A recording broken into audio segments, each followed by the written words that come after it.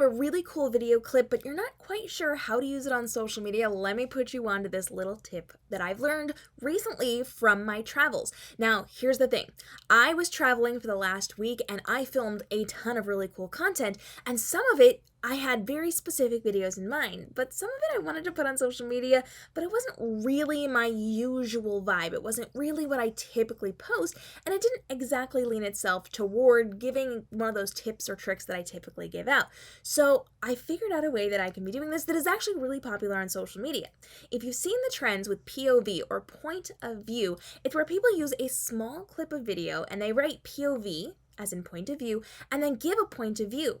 Today, I posted a video that I labeled POV Pool Life or Pool Day, and it was just a clip of me in a pool, and it was a really fun clip. It lent to some really cool photos that I got and really cool travel content that I created, but I didn't really have something that I wanted to say with this tiny little 6-second clip.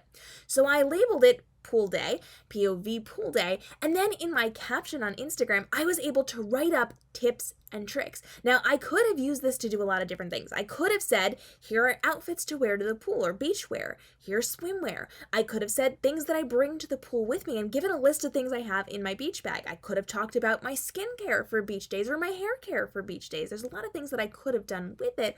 I actually used it to talk about how to do this POV trend, and you can do things like this too. So let's say you go to a really cool fair over the summer. I was just at somewhere that had a very fair-like atmosphere. They had rides, they had a carousel, they had all sorts of fun things, but that doesn't typically lean toward what I was doing. Now, I could just put a tip or trick in the text on it, and that would be perfectly fine. But this is a really cool way to kind of show off something interesting. It gets new audience members paying attention to what I've got going on, and then I can, in my caption or in my comments if I'm putting it on TikTok, then explain further what's going on.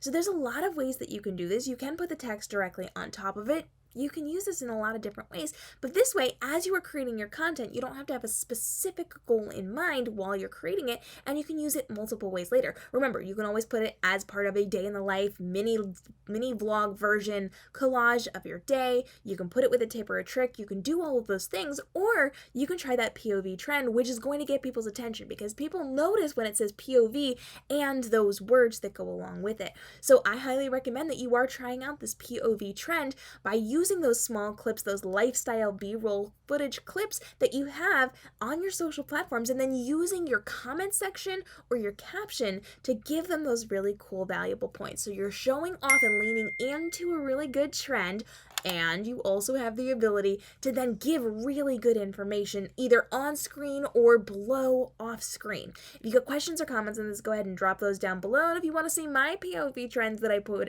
out, they're on my Instagram and my TikTok right now.